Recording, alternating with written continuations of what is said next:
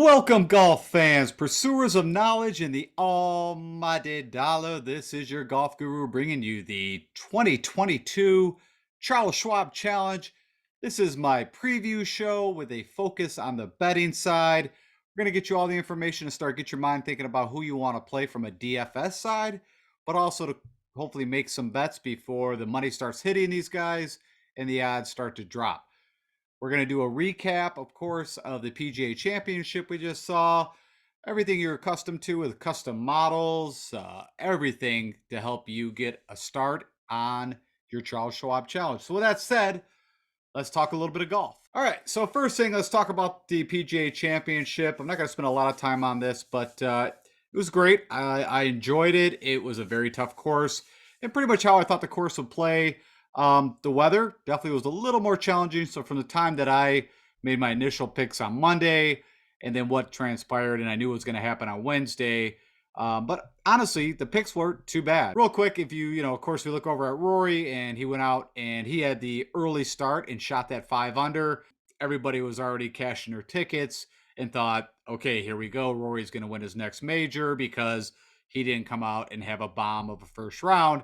And then it actually kind of went the opposite, where he had a really good first round, struggled on Friday and Saturday, and then had a pretty good Sunday. It actually looked like when he came out and birdied, I think, 4 out of the 5 first holes. I think a lot of people were even thinking about maybe live bet him. I thought about it. I did not do it. I actually switched a live bet over to Justin Thomas.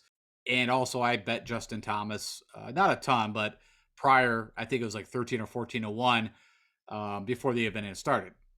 And then, of course, we had round 2, and then you had Will Z, who made a charge shooting 5 under. Again, he had that AM PM and really took advantage of that last couple hours on Friday, as some of the guys did. Didn't shoot a bogey, as you see, shot 5 under on Friday and moved right up and was leading the tournament going into Saturday. Then we had the crazy cold and the wind, and he fell back, right? And then Mito charged up the leaderboard.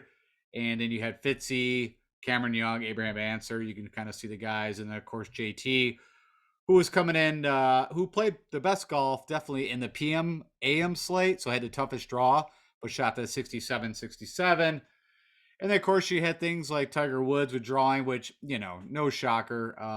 Anybody that is going to bet Tiger Woods, even at St. Andrews, if you like, I'll send you my PayPal account and just send me the money, because I give him all the credit for trying.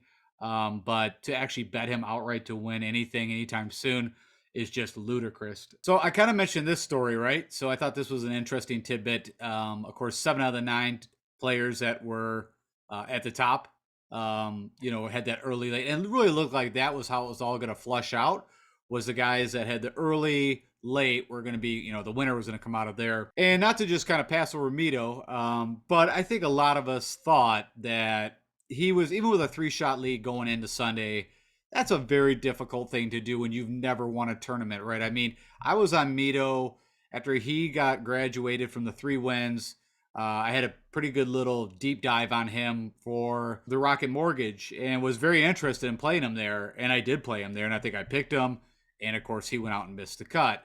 But he's been showing good golf. Well, it's not the place where I thought he would get his first win. And where I was going with that is I was a little bit upset if he would have won. I think he was 130 to 1 not to have bet him, even though I picked him from a cheapie standpoint. I thought he was an amazing DFS place for the price you were getting him and what we needed from a player to do well at the PGA at Southern Hills. But yeah, I would have been a little bit upset. And then Cameron Young, of course, I had a bet on him. We've been waiting for him to break through. I did not bet Will Z. Now, a bit of that came from, of course, what I saw happen at one of his favorite courses at the Byron Nelson. And yes, I always say, you can't judge from the previous tournament, but to see how bad he played there. And he admitted his game was off, but they did get to work extra because he had the whole weekend.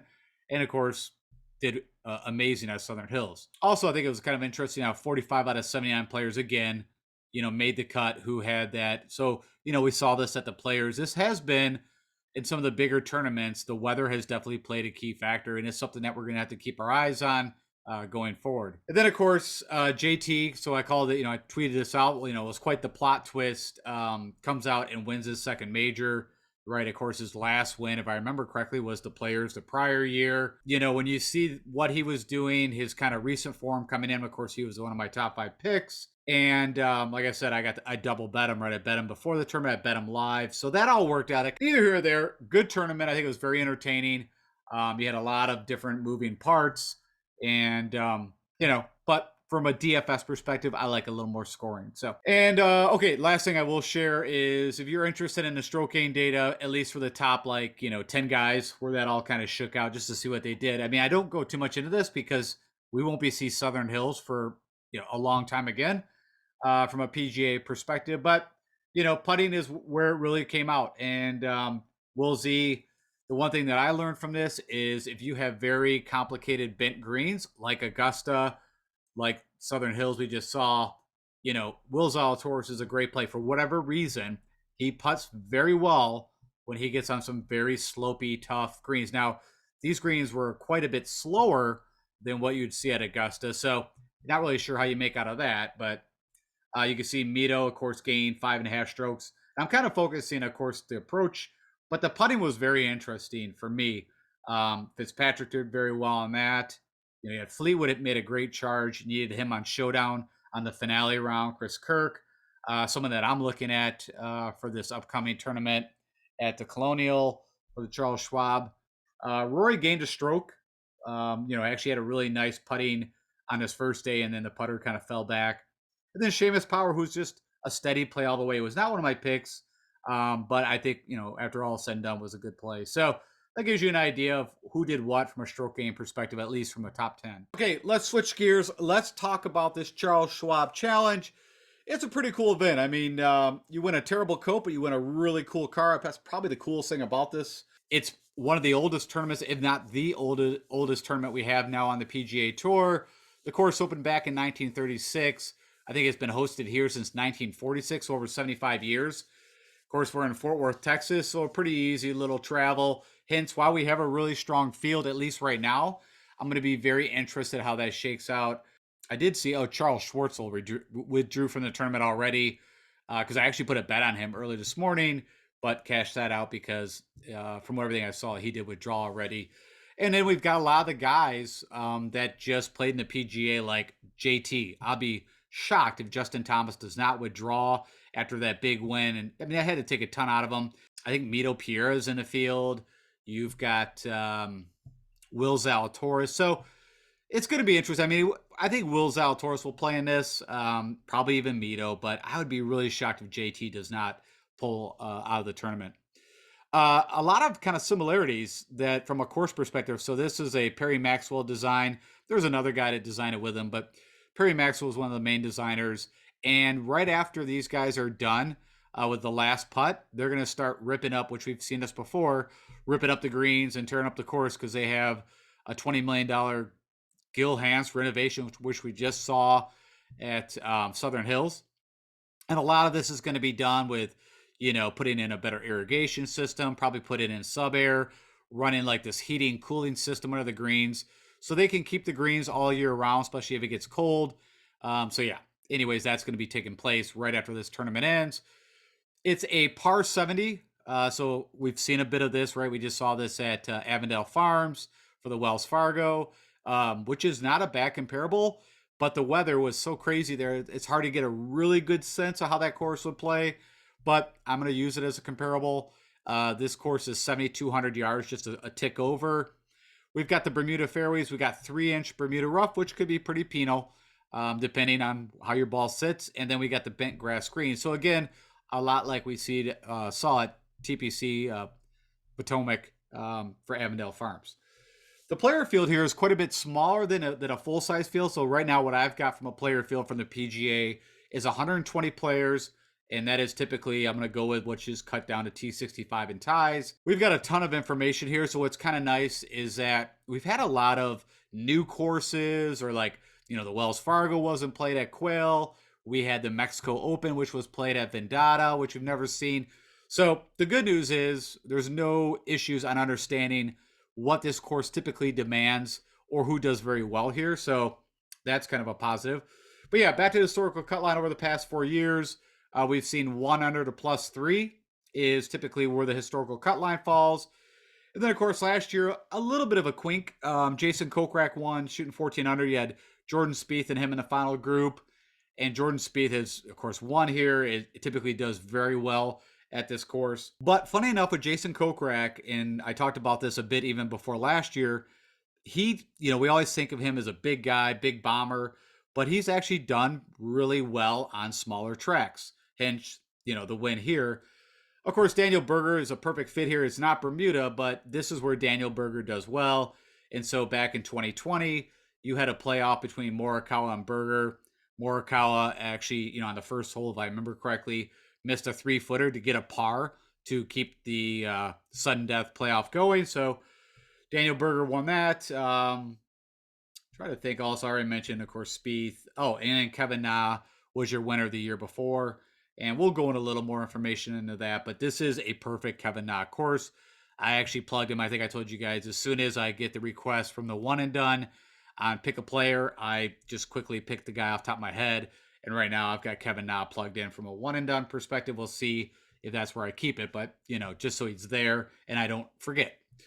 You've got average greens, literally average, because I think 5,000 square feet, if you look at all the tournaments these guys play, that is the average green size. We've got 84 sand bunkers, so quite a bit of sand. You've got 4 water hazards, and 6 holes actually have some water protecting it. I did not get the stent meter reading from the course superintendent, but what I've had from past conditions is that they run pretty fast. And the course defense here, this is a typical course that you've played or seen many times. It's an old course, tree lined. But, like I said, you've got the wind that typically does play a factor here. And I kind of looked real quickly at what is the conditions. And I believe Friday is going to be pretty windy. But again, this is Monday recording, so we'll see how that all plays out. Of course, you got tree line. Now, when I say tree line, it's not that you hit your ball into the trees and you can't get it out. But there's some scrambling involved if you do get wayward. So smaller fairways, you have to be accurate off the tee. You've got some, dog legs. You got this horrible horseshoe. So we'll go through that and break down the hole by hole. But that's on 3, 4, and 5.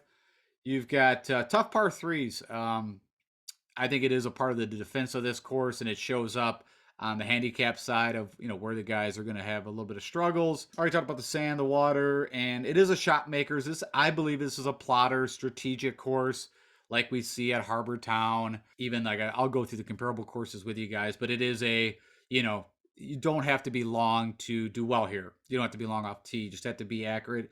It's all about who's going to hit their best irons, or who's going to hit the best approach shots this week and make the putts. And this is a, typical horses for courses tournament. So you're going to see a lot of the guys who've done well here in the past are going to show up again.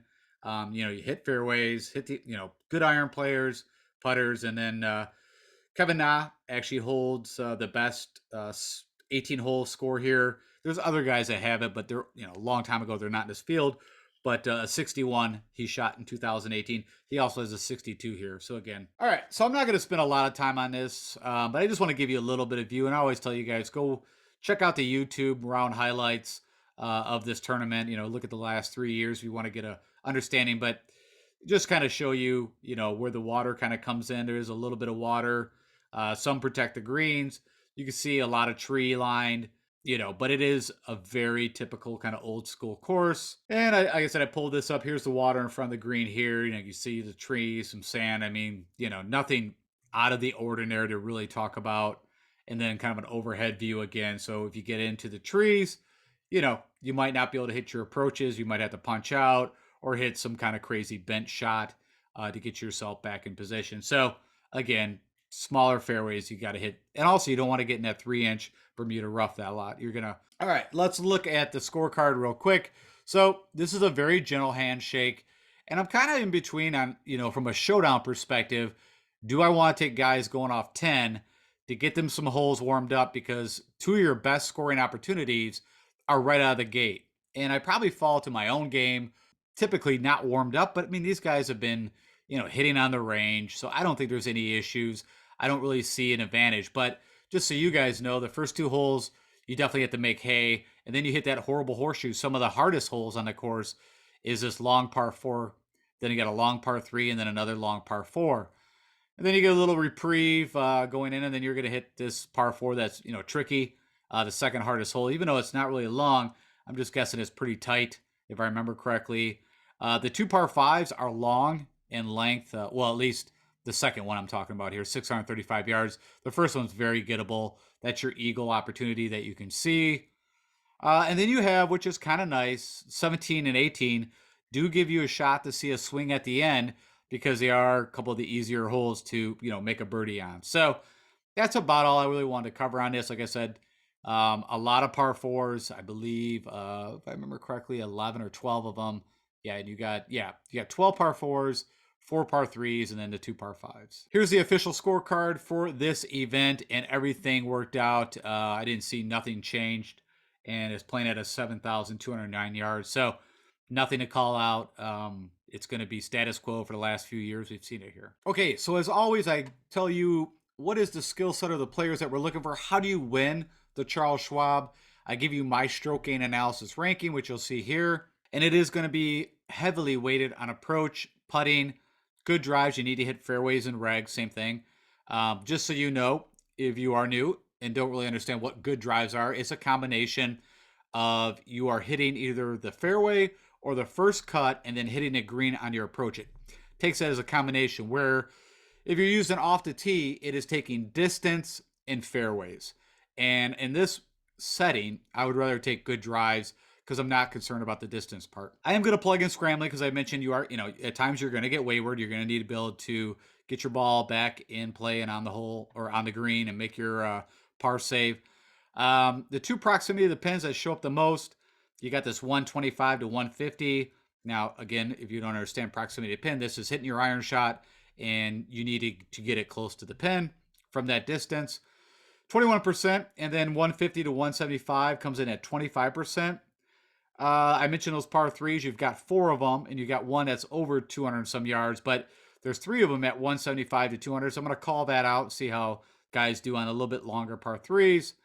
And then you got 7 of these par 4s that are 400 to 450. And when I do my picks, I will also include, of course, birdies. We'll see how they've done. Because, like I said, the average winning score here is around 15, 14 under. And then just to get a little understanding of what these guys, this is really more just to kind of validate everything that I'm talking about and for myself. And so if we look at the top 6 guys last year, you had Kokrak Spieth, my Brokeback Mountain pick, Patty Kazire, Charlie Hoffman that went on that tear in Texas, but he's been just awful. Ian Poulter makes total sense, but I don't think he's been as good as he was last year, but he had great irons and putting as Ian Poulter does. And then my buddy Sebastian Munoz, who I love to play first round leader. One of these guys do very well. It's all about approach and putting. Now, funny enough, Munoz did not do as well. He lost a stroke to the field over the 4 rounds on approach, but gained 10 strokes with a putter. So anytime you gain 10 strokes with a putter, you're going to have a good chance to win a tournament or come very close. Now, if you remember Jason Kokrak's first win at Shadow Creek in Vegas, that was kind of the replica of Augusta within Vegas. Par 72, though, had 4 par 5s, but those were bent greens, and he gained 10 strokes on the field with the putter and won that tournament. So, again, anytime you gain that kind of strokes, it's pretty good chance you're going to be right there with a chance to win. All right, Daniel Berger. And if I remember correctly, this was either the first or one of the early tournaments. I think it was the first tournament after the COVID shutdown, but May timeframe. So I think that's when they came back and Daniel Berger came out and won the first event. And again, same thing. You just go right down the pipe.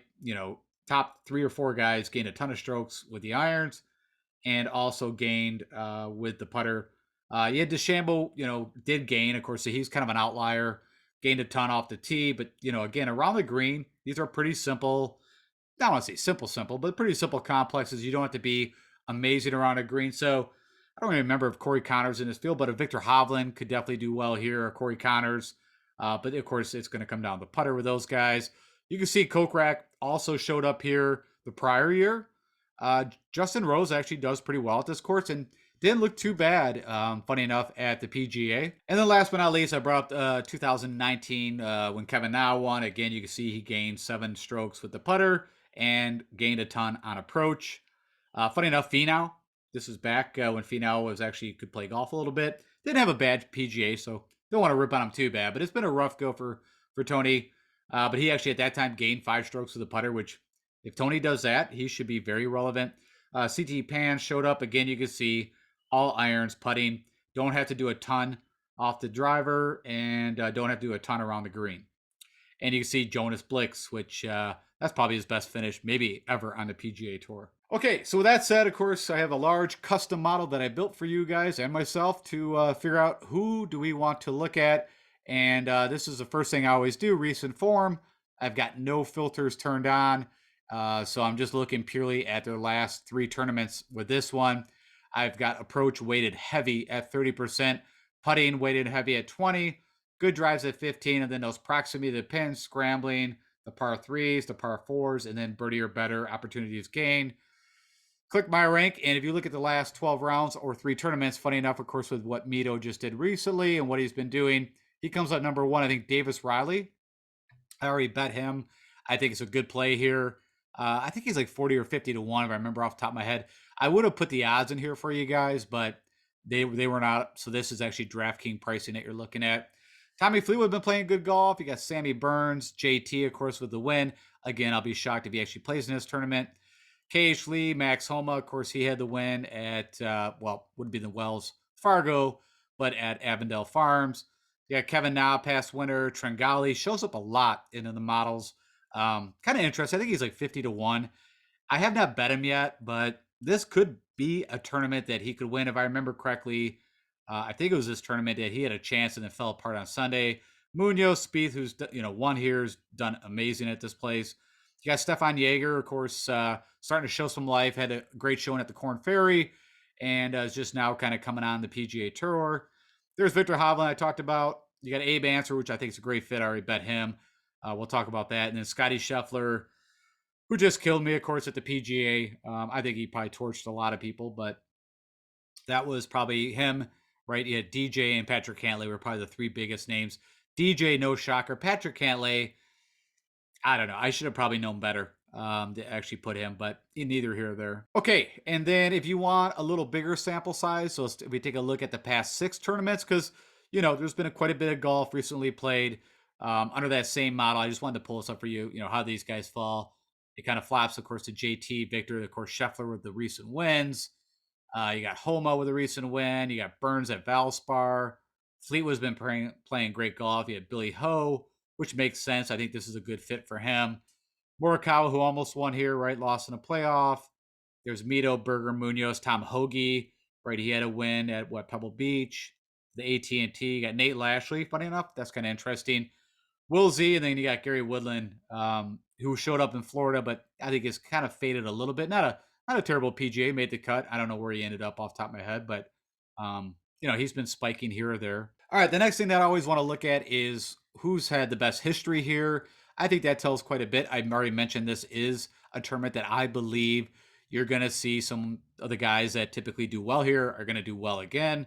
So what's their history at Colonial? And the number 1 under my model, which this kind of always helps me also prove out that I'm on the right track from a modeling perspective. Kevin Na, number 1, of course, past champion. Kokrak, past champion. Emiliano Grillo, this is a perfect fit for him when he was playing good golf. I did bet him. I think he's 100 and something. It was a small bet. Like I said, at any point he could spike. You got Morikawa, makes sense. Daniel Berger, past winner. Charlie, Andrew Putnam had a good tournament here. I think it was a couple years ago. Charlie Hoffman's done well here. Brian Harmer, CT Pan, Webb Simpson, perfect fit for kind of a Webb Simpson course. And of course, he had a great Saturday at the PGA and had a pretty good showing there. Vincent Whaley, that's kind of interesting. Gary Woodland, but that's only 4 rounds, so just note that. JR, Ian Poulter, and then Tony Finau. So those are the guys. And then if you want to, from a one and done perspective, see over the past 5 years who's gained the most strokes on this course ever, at least again over the last 5 years, best finishes, however you want to put it.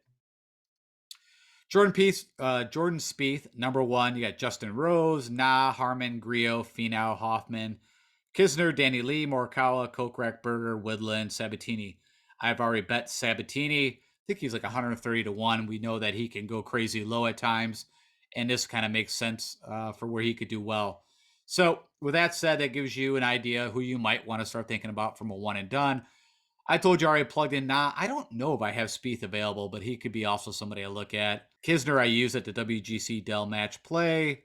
I don't know if I've used Berger. He could also be someone that I would look at. So I will do my one and done tomorrow, but I'm just starting to give you guys some ideas if you're curious. All right, then always around bent greens and putting is definitely going to be something that shows up here, as I mentioned, approach and putting. And Bo Hosler, who I'll talk about on the betting side in a little bit here, but he comes up number one over the last 24 rounds. And of course, the filter that's turned on is bent greens. You got Troy Merritt, who's had some good Sundays, has showed up here or there. Zach Johnson, I mean, for whatever reason, again, you got to remember this is pulling up only bent tournaments, so it could pull some older data in. I mean, there's some newer stuff that we know of, right? Of course, Wells Fargo was bent greens. You got Snedeker, Poulter, Rose, Seabez, Lee, Cage Lee, Kokrak Davis, Answer, and then I also believe the Byron Nelson. I think was that bent greens? I think it was. We'll check that, but I think that also hence KH Lee. You got Adam Long, Nah, Mal Nadi. I already bet. Again, this could fit him. Very good putter. Has had some decent showings here. All right, then if you're looking for the guys who have been the best over the past 24 rounds, 6 tournaments of just driving the ball. Now, this is no filters on. This is just looking at the last 6 tournaments. Guys that have been keeping in play. JJ Spawn, right, won the Valero. Again, Munoz, who showed up at the Byron Nelson, could have won that. Mito, right? Just a little issue at the PGA. Tringali, Answer. You got Aaron Rye, Victor Hovland, Adam Long, Billy Ho, Alex Smalley, CT Pan, Buckley, Streelman, Woodland, Hoagie. And we'll talk a little bit about Streelman in a second. All right, so from an approach standpoint, who's been the best last 6 tournaments, 24 rounds on approach? Again, I think probably one of the most key factors out of everything if you had to just pick on one stroke gain analysis point. Of course, Will Z, Victor Hovland, Homa, Spieth, Thomas, Morikawa, Luke Donald.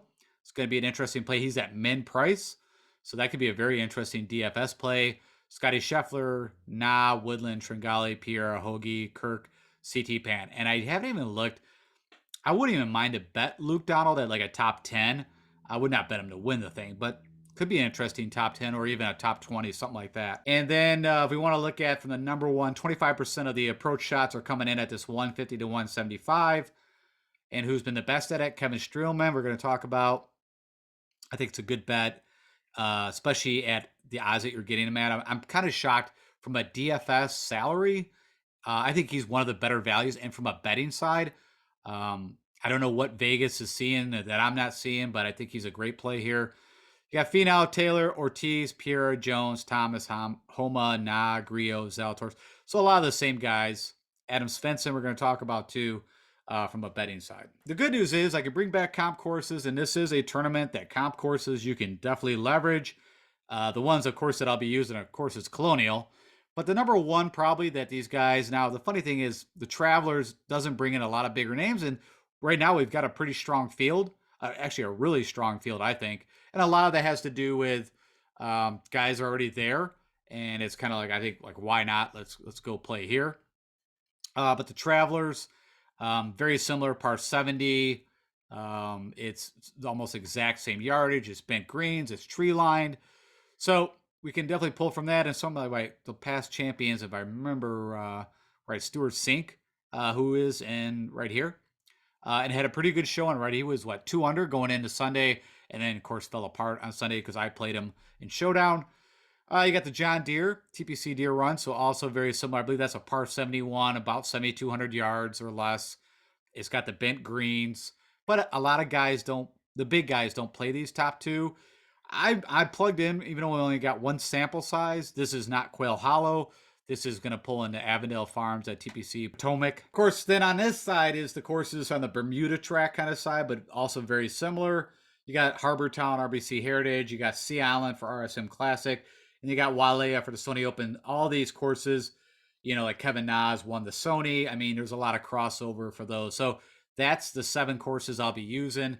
And then so if I put that against my model and look at the last 6 tournaments or 24 rounds on these tracks, the number one that comes up, and this is a good validation point too, is Daniel Berger. HV3, right? He's had a lot of good showings at these tracks at RBC. Been playing good golf. Someone that's very interested. Funny enough, DeChambeau has done well at multiple of these tracks, has done well at RBC. Lucas Glover, of course, won the John Deere. Kevin Nas, as I already mentioned, has won on both of these tracks. Svensson, Rose, Sink, past winner at Travelers. You got Charlie Hoffman, Marcella, Kokrak, who's had pretty good showing at RBC. Of course, won and done well at the Colonial. So yeah, it gives you a good sample. And I always say if you're going to pick one thing that I show you guys, I think this is a nice list from a DFS perspective. This is actually, I pulled 20 guys in for you instead of 15, just because, like I said, there was some of these, like Kisner, I think it's a great fit. Answer that would have fell off if I only done 15. So let's go talk about some of the guys that I'm betting. And so, of course, I always try to get in, especially long shots, as fast as I can, just in case some of the other analysts start touting and money starts hitting these and the odds start to drop. So some of these are guys that I think could definitely win it. And then some are a little more towards a longer shot. All right. So my favorite bets right now that I've got in, of course, I bet Kevin now. Now, PointsBet is the other site that I use, except DraftKings Sportsbook. So all these are going to come from DraftKings Sportsbook. Usually the guys that are like, I don't know, 40 to 1 or below, you get a little better odds at other than DraftKings. But right now, this is where my bets are in. If I see some big disparages, I'll, cash them out and go somewhere else. But right now I got not 35 to 1 to win. Abraham Answer, of course, been, finally coming on. And one of you guys on my subscribe base actually asked me the question. I don't know if it was what I thought of Answer, but I was not too excited to play Abraham Answer. I didn't pick him. I didn't play him from a DFS perspective at the PGA because I wasn't sure how healthy he is, but I mean, he had a great tournament. He looks really good again. Now, that was one tournament. We'll see. But again, I think he's a great play, 40 to 1. Has all the skill sets right. He hits tons of fairways. Was an amazing iron player. His irons have fell off a little bit, but the putter we saw come back a bit on bent greens. Now, those were a little slower, but was putting well. So, Answer 41 makes total sense. Chris Kirk had a really good showing. Also, again, this fits everything that he should do. Of course, got the RSM on. Bo Hosler, right? I mean, he's been nipping at a win. Showed up at AT&T Pebble Beach. This is a course I think it could fit him. And he has had some success putting on bent green. So 250 to 1, I like that one. So it's a longer shot. And I already told you, Kevin Streelman, I'm pretty excited about this 200 to 1 to win. That's one, if you were going to bet, I would get it in out because I'll be shocked how long that number hangs around for Kevin Streelman. And then I also going to start kind of doing this, my FOMO bets, my, the guys that I bet that I've been on kind of all year and think this is a good fit for them. Of course, no shocker. My broke back pick, Patty Gazire, who almost had a chance to win it here last year. He's 150 to 1, so I've got to bet it. I mean, even though I think he made the cut at the PGA, but didn't, I think fell apart on the weekend. Denny McCarthy, right? He had a good showing at his home kind of area for the Wells Fargo at Avondale Farms, TPC Potomac. He's 130 to 1. Of course, what does he do? Great. He's an amazing putter. It's gotten better with the ball striking. So hopefully that kind of pans out. And then my last FOMO bet is, of course, Blackbeard. He could do it here. I mean, this is a good fit for if he was going to win a tournament this year. He's 300 to 1. I didn't look at Richard Wawrinski. Usually, like I said, I put those two guys together. I don't even know if he's in the field, but if he's there and he's like 500 to 1, I'll throw a few bucks on him. So there's my FOMO bets that I've been on, and also think they have a good chance to do something here. All right, and always my favorite, the long shot that I'm pretty excited about that I've already bet. And right off the bat, he is 400 to 1 to win this thing. I'm probably a little more excited about the 35 to 1 for a top 10, but I bet them both. And I just pulled out some key little areas. So this gentleman lost his tour card for a little bit, had to go back, had some wins on the Corn Ferry, but he did have an 18th back in 2019 at the John Deere. I think it's a great comp course. And then more recently, what has he done this year that excites me is he had a chance to actually win the Sony Open. Of course, you had Henley and Matsuyama, but he was right there and then just fell apart, couldn't make a 3-footer. But ended up with a 7th, fired on the irons, actually gained 4 strokes, but it was what killed him was like the last 9 holes with the putter. The Honda, which is not a terrible comparable course, PGA National, it's got a tons of water. It's a tough track, but it's shorter. I believe it's a par 70 or 71, but about 72, 7,100 yards. Anyways, good comparable. And then, of course, at RBC Heritage this year, again, he fired with the irons, gained a little bit on Bermuda greens, and ended up 26.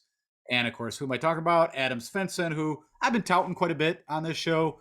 I think he's a great play on all, usually you get a good price on him from a DFS perspective. I think he's below 7K. I think he's like 6,800. Wouldn't be a shocker if I pick him from a cheapie perspective. But yeah, I like him at this course. Now it's all going to come down to the putter, but if he fires with that putter, he could definitely at least top 10. So that's my long shot. And that is my preview and bet show. I hope you like and enjoy. Tomorrow, of course, I'll come out and go through the analysis and do my picks. And, what some of you guys actually liked the way I did it last week. When I have the time, it takes quite a bit to do like the deep dive preview show. And then I want to spend the right amount of time on my picks. So that's why I break the shows into two, but add the betting side to the preview show. So I will go through all the analysis and give you guys my top 15 picks tomorrow. And then, of course, you'll have my Before the Lock show that will come out on Wednesday with everything you need to know before we lock all those final bets in. And guessing quite a bit of, maybe some of the guys will change from a lineup perspective as in who's going to withdraw. All right. Thank you so much for spending some time with me. If you would do the honor, click that like button. Share this with anybody else that you think might be interested. If you're watching me for some reason and have not subscribed, please hit that subscribe button. Got to keep building that base, keep doing what I'm doing. And last but not least, follow me on Twitter. I do put out anything of importance regarding the tournament that you might need to know. So with all that said, let's have an amazing Charles Schwab. I'll talk to you guys later. Have a great day.